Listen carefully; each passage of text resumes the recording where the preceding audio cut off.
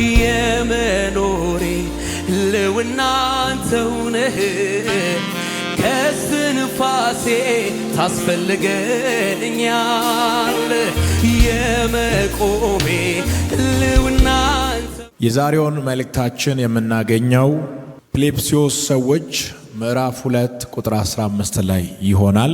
ባለፉት 2 ተከታታይ ሳምንታት ትውልድን የሚለውጥ ወጣት በሚል መሪ ቃል ክፍል 1 እና ክፍል 2 ለማየት ሞክረናል።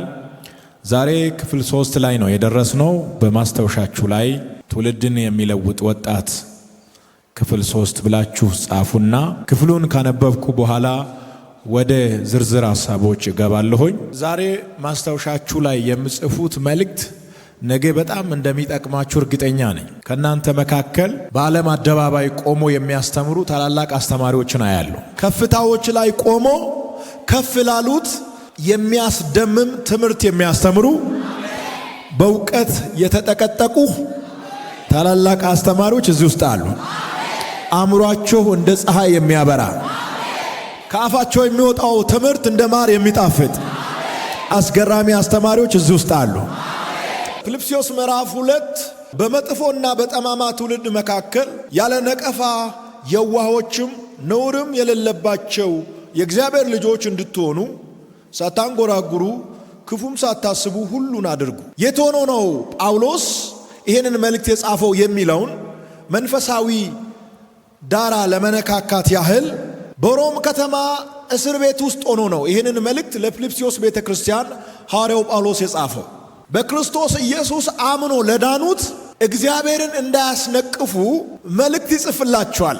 በዋናነት መልእክቱ የተጻፈው ለፊልጵስዩስ ቤተ ክርስቲያን ሲሆን አማኞችን በሙሉ የሚመለከት ድንቅ መልእክት ነው። ከብዙ 100 ዓመታት በፊት በአንድ አካባቢ ለሚገኙ ክርስቲያኖች የተጻፈ መልእክት ይሁን እንጂ በ21ኛው ክፍለ ዘመን ለምንኖር ለእኛም የሚሰራ የእግዚአብሔር እውነት ነው። ምን ማለት ፈልጓል ሐዋርያው ጳውሎስ የሚለውን በምናነሳበት ጊዜ በሮም ከተማ የሚኖሩ አማኞች በክርስቶስ ኢየሱስ አምኖ የዳኑት ያለ ነቀፋ እንዲመላለሱና እግዚአብሔር በሚከብርበት ሕይወት በትውልድ መካከል እንዲገለጡ ሲያበረታታቸው እንመለከታለን። አንድ ነገር እንድታስተውሉ ፈልጋለሁን። ከመጥፎና ከጠማማ ትውልድ መካከል ተነጥላችሁ ሌላ አዲስ ዓለም ስሩ አላላቸውም። ያልተለመደ አዲስ ዓለም ክሬታ አርጉ አላላቸውም። በእነሱ መሃል ሆናችሁ የክርስቶስን ባህሪ አሳዩ። የት ሆናችሁ? በጠማማና በመጥፎ ትውልድ መካከል ሆናችሁ የክርስቶስን ባህሪ ምን አርጉ? አሳዩ። እናንተ የተጠራችሁት ለዚህ ነው። የዲያብሎስ ልጆች የዲያብሎስን ካራክተር ይጫወታሉ። እናንተ ደግሞ የእግዚአብሔር ልጆች ናችሁ። የእግዚአብሔር ልጆች ደግሞ የእግዚአብሔርን ባህሪ ነው መጫወት ያለባቸው። ዓለምን አትምሰሉ የሚለውን ስብከት ሲሰሙ አንዳንድ ሰዎች ከዓለም ተለይቶ ለመኖር ይፈልጋሉ። ከዓለም ተለይተ አዲስ ዓለም ፈጥረ ኑር አልተባልክም። አዲስ ዓለም የለም። አሜሪካ ብትሄድ ዓለም ነው። ካናዳ ብትሄድ ዓለም ነው። ኤዥያ ብትሄድ ዓለም ነው። ደሴ ብትኖር ዲሲም ብትኖር ዓለም ነው። እግዚአብሔርን ምሰል ስትባል ከዓለም ተለይቼ የት ልሂድ ብለ ውጥረት ውስጥ መግባት የለብህም። ከዓለም መለየት ማለት በጠማማና በመጥፎ ትውልድ መካከል ሆነን ክርስቶስን የሚመስል ባህሪ ማሳየት ነው። ሰይጣን በማስመሰል በማታለልና ጣፋጭ ነገር በማሳየት የወጣቶችን ጉልበት እየበዘበዘ ባለበት በዚህ ዘመን በጠማማና በመጥፎ ትውልድ መካከል ሆነ የተለየ ባህሪ ማሳየት የምትችለው እንዴት ነው? የመጀመሪያው የእግዚአብሔርን ቃል ስትረዳ ነው። የእግዚአብሔር የቃል ዕውቀት በሙላት ይኑርባችሁ። እግዚአብሔርን የተረዳ ወጣት፣ የመጽሐፍ ቅዱስ እውነት የገባው ወጣት አይሸወድም። ጠላት ከሩቅ ስመጣ የመመርመር ኃይል ስላለው ይለያል። ለመጣው ሁሉ ቀኝ እጁን አይሰጥም። ኖ ዓላማ አለኝ። ጠላት ልብህን ፈልጎ ሲመጣ ኖ ተይዟል። የኔ ልብ ተይዟል። ልቤ ላይ አንድ ንጉሥ ተቀምጧል።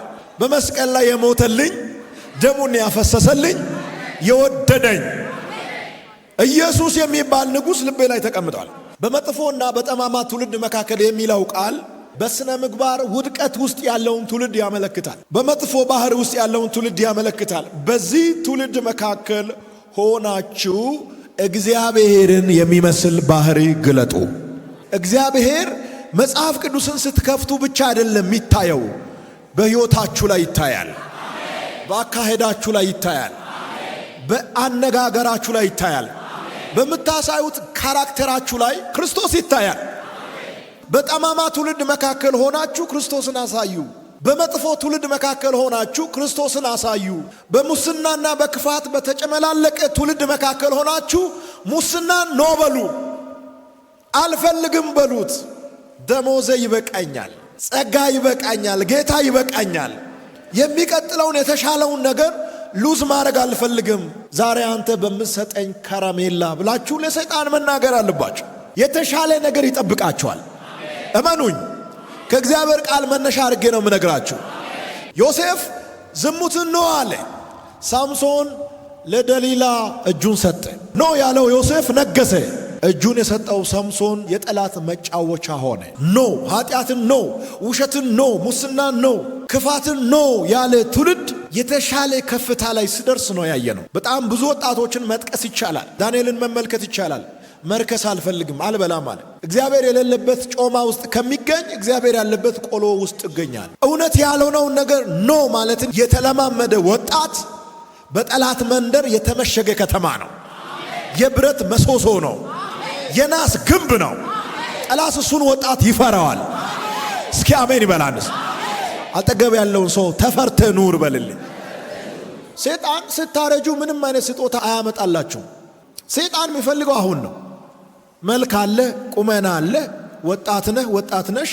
አንቺ እጅ ላይ ለትውልድ የሚሆን መፍትሄ አለ። እጅሽ ላይ ለትውልድ የሚሆን ቁልፍ አለ። የተጠቀጠቀ እውቀት ውስጥሽ ላይ አለ። ከሮስሽ አንድን ሰው ጌታን ማስቀበል ትችያለሽ። ስታወሪ የሚያምርብሽ አሁን ላይ ነው። በኋላ ስታረጁ ወይም ስናረጅ ሰይጣን ራሱ ትኩረቱን ያነሳል። ሰይጣን ወጣቶችን ነው የሚፈልገው በዋናነት። ወጣቶች ውስጥ ተቆፍሮ የማያልቅ እውቀት አለ። ይሄ እውቀት ለቤተ ክርስቲያን ይውላል። የብዙ ወጣቶች እውቀት ለ666 እየዋለ ነው። ብዙ ወጣቶች ሄዶ ደማቸውን እየገበሩ ነው በዓለም አደባባይ ከፍ ብሎ ለመታየት። ግን ውሸት ነው። ሰይጣን ይሰቅላል ወደ ሰማይ። ከዛ በኋላ ያለ ርኅራኄ ይለቃል። ከላይ ከከፍታ ላይ የወደቀ ወጣት ዱቄት ነው የሚሆነው። ክርስቶስ ኢየሱስ ደግሞ ቀስ በቀስ ወደ ላይ ያነሳል። ወደ ላይ ቀስ በቀስ ክርስቶስ እስከ የት ያነሳል? እስከ እግዚአብሔር ዙፋን ያነሳል። የሰይጣን ግብዣ ሄደ ቢባል እስከ ፀሐይ ነው። በመንኩራኩር እስከ ጨረቃ ነው የምትሄደው። ከዛ በላይ አትሄድም። በክርስቶስ እውቀት ከፍ ያለ ወጣት ግን ጨረቃን አልፎ እስከ ሶስተኛው ዙፋን ይገባል። ክርስቶስን ያነጋግራል። የእግዚአብሔርን እውቀት እየቀዳ ይዞ ይመጣል። መገለጥ ይዞ ይመጣል። እግዚአብሔር ከፊት ለፊት እንዲሰለፉ እድል አዘጋጅቶላቸው ወደ ተዘጋጀላቸው አደባባይ እንዲወጡ መልእክት ወደ እነሱ ይዞ ሲመጣ እኔ ገና ወጣት ነኝ። ገና የሚለውን ቃል ማጥፋት አለባችሁ። እኔ ገና አይደለሁም፣ ይሄ ጊዜ ነው ብለህ ጻፍ። አንተ ውስጥ ያለው የእግዚአብሔር መንፈስ የበሰለ ነው።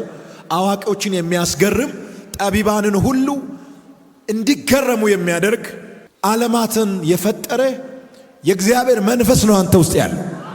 እኔ ገና አልተማርኩም፣ እኔ ገና ወጣት ነኝ፣ እኔ ገና የምትሉ እኔ ገና የምትለዋን ቃል ከንግግራችሁ ውስጥ ነጥላችሁ አውጡና ሳጥን ውስጥ መዝጋት ነው ያለባችሁ። እኔ ገና አይደለሁም። ከዚህ ሲወጣ መመስከር እችላለሁ። ከዚህ ሲወጣ ማስተማር እችላለሁ። ከዚህ ሲወጣ እኔ ውስጥ ያለውን ጥሪ በአደባባይ መግለጥ እችላለሁ። አንተ ገና ስትል እግዚአብሔር ምን ይላል? አሁን ይላል። አሁን ለነብይነት ተጠርተሃል። አሁን ለሐዋርያነት ተጠርተሃል። አሁን እንድትመግብ ተጠርተሃል። አሁን እንድትዘምር ተጠርተሃል። አሁን ቤተ ክርስቲያንን እንድታስተዳድር ተጠርተሃል። እግዚአብሔር በዕድሜ የሚሰራ አምላክ አይደለም። እግዚአብሔር ጉዳዩ ከዕድሜያችን ጋር ሳይሆን ከልባችን ጋር ነው። በጣም አነጋጋሪ ህልም ወደ ዮሴፍ ሲመጣ ዕድሜው 17 ነበር። ገና ነኝ አላለም። የአማኞች ብቃት የሚጀምረው በውስጣቸው ካለው መንፈስ ነው። አንደኛ የዮሐንስ መልእክት ምዕራፍ 4 ቁጥር 4 ላይ የእግዚአብሔር ቃል ሲናገር ልጆች ሆይ እናንተ ከእግዚአብሔር ናችሁ፣ ስለዚህ ምን ብላችኋል? አሸንፋችኋል። በዓለም ካለው በእናንተ ያለው ይበልጣል። ገና ነኝ ማለታችሁን ካላቆማችሁ መቼም ፈቀቅ አትሉ። ቤተሰብ ገና ነህ ይላል። የኑሮ ውድነት ገና ነህ ይላል። የገንዘብ ችግር ገና ነህ አልበቃህም ይላል። የቅርብ ወዳጆች ገና ነህ ይሉሃል። ነባራዊ ሁኔታ በአጠቃላይ ገና ነህ። 360 ዲግሪ ያለው ኤንቫይሮንመንት ምን ይላል? ገና ነህ። ራእይ ለመጀመር ትፈልጋለህ። ቢዝነስ ለመጀመር ትፈልጋለህ። ስራ ለመጀመር ትፈልጋለህ። መማር ትፈልጋለህ። የሆነ ነገር ማንቀሳቀስ ትፈልጋለህ። የሚመጣው ድምፅ ግን ምን ይላል? ገና ነህ አልበቃህም። በቂ ካፒታል እንደሌለ ይነግርሃል። በቂ እውቀት እንደሌለ ይነግርሃል። ትምህርት ያቋረጥከው ከ8ኛ ክፍል ነው ይላል። ገና ነህ ገና ነህ የሚሉ ድምጾች በጣም ተጽዕኖ ይፈጥራሉ።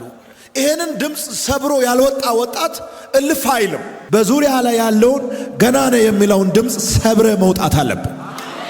አንድ የቅርብ ወዳጅ ጋር ቀረብ ብለህ እንደዚህ አይነት ነገር ለመጀመር ፈልጌያለሁ ምን ትመክረኛለህ ብትለው ገና ነህ ይላል። ማግባት ፈልጋለሁ ብለህ ብታማክረው ገና ነህ። ለምን? ሶፋ የለህም፣ ቴሌቪዥን የለህም፣ ገና ነህ። ወደ ትዳር ዓለም ለመግባት ፈልጋለሁ ምን ትይኛለሽ ጓደኛዬ ብለሽ ብትጠይቂያት ገና ነሽ። ምንም የለሽም። እግዚአብሔር እኮ ትዳርን የመሰረተው በገንዘብ አይደለም።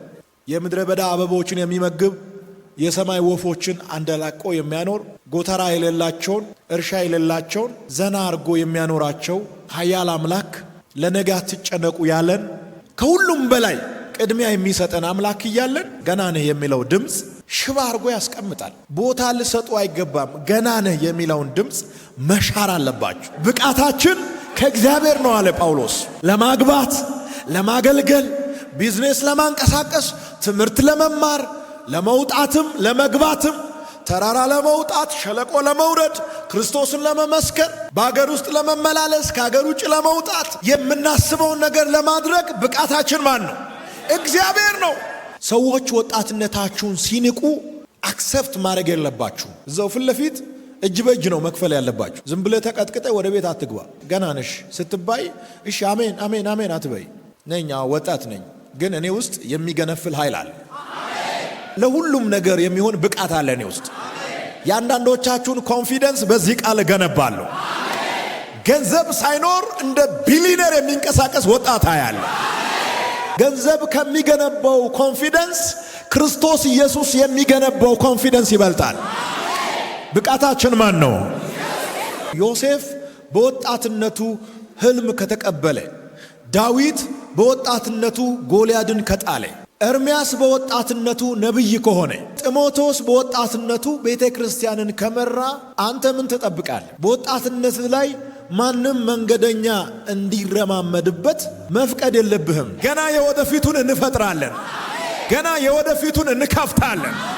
ትውልድን የሚለውጥ ወጣት የሚለካው በአካውንት ውስጥ ባለው ገንዘብ አይደለም፣ በያዘው ዶክመንት አይደለም። ትውልድን እንዲለውጥ የተጠራ ወጣት የሚለካው በህይወት ኳሊቲው ነው፣ በንግግሩ ነው፣ በአካሄዱ ነው፣ በአኗኗሩ ነው፣ በምልልሱ ነው የሚለካው። ሁለት ፍልስፍናዎች አሉ በዚህ ዓለም ላይ። አንደኛው የእግዚአብሔር ፍልስፍና ነው። ሁለተኛው የዓለም ፍልስፍና ነው። ዓለም እንደዚህ ትላለች፣ ተከተል። የክርስቶስ ፍልስፍና የእግዚአብሔር ፍልስፍና ደግሞ ተለይ። ዓለም ምን ትላለች? ተከተል። ክርስቶስ ምን ይላል? ተለይ። ፍልስፍናው እዚህ ጋር ነው የምንለያየው። የዓለም ድምፅ ተከተል ይላል። ገንዘቡን ተከተል፣ ኃጢአትን ተከተል፣ ውሸትን ተከተል፣ ማስመሰልን ተከተል፣ የሚያልፈውን ተከተል ነው የዓለም ፍልስፍና። የእግዚአብሔር ፍልስፍና ደግሞ ከዓለም ምን በል? ተለይ። ይህንን ዓለም አትምሰሉ።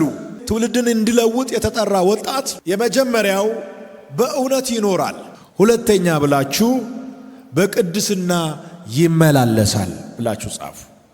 ሶስተኛ ብላችሁ በፍቅር ያገለግላል ብላችሁ ጻፉ። አራተኛ በሉና በጽናት ይቆማል ብላችሁ ጻፉ። አንዳንድ ትውልድ በልብሱ መታወቅ ይፈልጋል። በባህሪው ተመቷል። ከላይ በለበሰው ልብሱ ክብር ይፈልጋል። ከላይ በለበሰው ልብሱ ተጽዕኖ መፍጠር ይፈልጋል። ባህሪ የሚያሰጣውን ዋጋ ከላይ የለበስከው ልብስ አያሰጥም። ባህሪ የሚያሰጣውን ዋጋ ኪስ ውስጥ ያለው ገንዘብ አያሰጥም። ለሰው ልጆች ባህሪ በጣም ወሳኝ ነው። ባህሪ በጣም ኢምፖርታንት ነው። ሰዎች በእኛ ላይ እግዚአብሔርን ማየት የሚችሉት በለበስነው ልብስ ሳይሆን በምናሳየው ባህሪ ነው። ባህሪያችሁ ነው እግዚአብሔርን የሚያሳየው እንጂ ልብሳችሁ አይደለም። ትውልድን እንዲለውጥ የተላከ ወጣት ነው እሱ የሚያስብለው። የምታሳየው ባህሪ እንጂ የለበስከው ልብስ አይደለም። ከውስጥ የጀመረ ስራ ወደ ውጭ ይወጣል። ዛሬ ወጣቱ የሚዋጋው በሰይፍ አይደለም። ይህ ትውልድ በጦርነት ውስጥ ነው። ጦርነቱ መንፈሳዊ ነው። በምን እየተዋጋ ነው? ወይም ከምን ጋር እየተዋጋ ነው? ወጣቱ የመጀመሪያው ከኃጢአት ጋር። የወጣትነት ዘመን ላይ የሚመጣው ፈተና በጣም ከባድ ነው። ሴቶችም ወንዶችም በወጣትነታችሁ ዘመን የሚመጣውን የኃጢአት ፈተና ማሸነፍ ካልቻላችሁ በጣም አስቸጋሪ ነው። ማሸነፍ የምትችሉት ደግሞ በቴክኒክና በታክቲክ አይደለም፣ ጸጋውን መለመን አለባችሁ። አንዳንድ ደግሞ እንደ ዮሴፍ ቴክኒካልም የምታሸንፉት ኃጢአት አለ። ሴቲቱ መታ ከኔ ጋር ተኛ ባለች ጊዜ ዮሴፍ ምን አለ? ኖ ብሎ ኮቱን እጇ ላይ ጥሎ ምን አለ? ሮጠ። ቴክኒክ ነው። 99%ቱን ግን በእግዚአብሔር ጸጋ ነው ማሸነፍ የምችሉት። ኃጢአትን ማሸነፍ የምችልበትን ኃይል ስጠኝ ብላችሁ ጸልዩ። አሁን ያላችሁበት ዘመንና ጊዜ በጣም አስቸጋሪ ነው። ሰዎች ከላይ ያሉ ይመስላሉ፣ ከውስጥ ተበልተው አልቀዋል። ይሄንን ዓለም ለማሸነፍ የእግዚአብሔር ኃይል ያስፈልጋል። ሁለተኛው ከሥጋ ምኞት ጋር ነው። ሶስተኛው ከሐሰት ትምህርት ጋር ነው። ሐሰት ትምህርት ራሱን የቻለ ውጊያ ነው። አራተኛው ከዓለም ግፍት ጋር ነው። የዓለም ግፍት በጣም ከባድ ጫና እያሳደረ ይገኛል በብዙ ወጣቶች ላይ። በጣም ብዙ ወጣቶች ከቸርች ልባቸው ሸፍቷል። ጓደኞቻቸውን እያዩ ቸርች ከመምጣት ይልቅ ክለብ መዋል ያምራቸዋል። የዓለም ግፍትና ጫና ስላለ በጣም ብዙ ወጣቶች ከቸርች እየጠፉ ነው። ድሮ ቸርች የሚወዱ አሁን ክለብ እየወደዱ ነው። ድሮ አምልኮ የሚወዱ አሁን ዘፈን እየወደዱ ነው።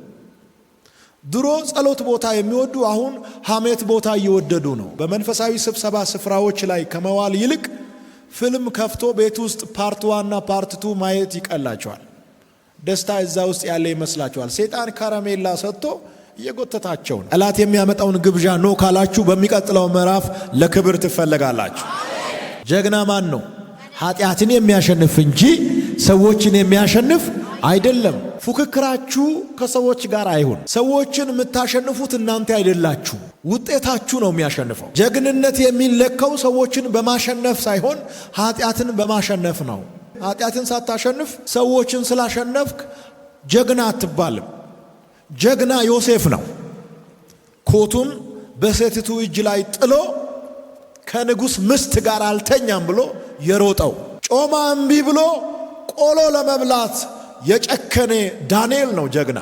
ባያድነንም አንተ ላቆምከው ለወርቁ ምስል አንሰግድም በማለት ቁርጠኝነታቸውን ያሳዩ 3ቱ ብላቴኖች ናቸው ጀግኖች። ኃጢአትን ስታሸንፍ ነው ጀግና የምትባለው። እግዚአብሔር ኃጢአትን ማሸነፍ የምንችልበትን ኃይል ይስጠን። ትውልድን የሚለውጥ ወጣት የነቃ መንፈሳዊ ሕይወት ያለው ነው። የነቃ መንፈስ ያለው ወጣት ኃጢአት ገና ኮሹ ስል ስለሚነቃ ወዲያውኑ የኃጢአትን ቴክኒክ ሽባ አድርጎ በእግዚአብሔር መንገድ ይጓዛል። ምን አይነት መንፈስ ስላለው? የነቃ መንፈስ ስላለው። ብዙ ወጣቶች በዚህ ዘመን መረጃ አላቸው፣ መገለጥ ግን የላቸው። ይሄ ወጣት በመረጃ ከሆነ አንደኛ ነው። ቴህራን ላይ የሚኖሩ የኢራን ዜጎች ያልሰሙትን መረጃ ኢትዮጵያ ውስጥ ቁጭ ብሎ ሰምቷል። ይሄ ወጣት የመረጃ ችግር የለበትም። ይሄ ወጣት የመገለጥ ችግር ነው ያለበት። አሁን ከመረጃ ወደ መገለጥ ነው ምጣራችሁ። በመንፈሱ የነቃ ወጣት ማለት በመረጃ ሳይሆን በመገለጥ የሄደ ወጣት ነው። እነዚህ ወጣቶች በመረጃ ብቻ ከፍ ካሉበት ወደ መገለጥ ዓለም ለመምጣት የመጀመሪያው የሚያስፈልገው መጽሐፍ ቅዱስን በየቀኑ ማንበብ። መጽሐፍ ቅዱስን በየቀኑ ማንበብ ከመረጃ ወደ መገለጥ ይጎትታል። መጽሐፍ ቅዱስን የሚያነብ ሰው ከምድር እስከ ሰማይ ያለውን ነገር መመራመር ይችላል። ሁለተኛው በጸሎት መጽናት። በጸሎት የጸና ወጣት በመረጃ ብቻ ሕይወቱን አይመራም፣ በመገለጥ ይመራል። ሶስተኛው ከመንፈስ ቅዱስ ጋር ኅብረት ማድረግ ነው። የሚቀጣጠል ወጣት ብቻ ነው ሌሎችን ማቀጣጠል የሚችለው። እጅ ላይ እሳት ይኑሩ። ደህና አደርክ ብለህ የጨበጥከው ወጣት ቀኑን ሙሉ መስሪያ ቤት ራካማ ሲያና እያለ መዋል ነው ያለበት። አንቺ የጨበጥሽው ወጣት በሊሳን እየተቀጣጠለች መስሪያ ቤቱን በሊሳን እያመሰች እየፈረመች ቴላካማስካፍራ ኢሻላቦስኬ ማንታኒያ ለሳንቶቫኒያ እሳቱ ይቀጣጠላል። አንድ በአስማት ኃይል የሚሰራ ሰው እጅን ጨብጦ እስከ ባንክ ቤት አንተን ማስከተል ከቻለ እሱ ውስጥ ያለው የአስማት ኃይል ይሄን ያህል ከሰራ አንተ ውስጥ ያለው የእግዚአብሔር ኃይል እንዴት አይሰራም? ታላቅ የሆነ የመንፈስ ቅዱስ ኃይል ተለቀቀ ያለኝ እግዚአብሔር። ወጣቶች ውስጥ ኃይል ገባ፣ እሳት ተሰማራ፣ እሳት ተለቀቀ።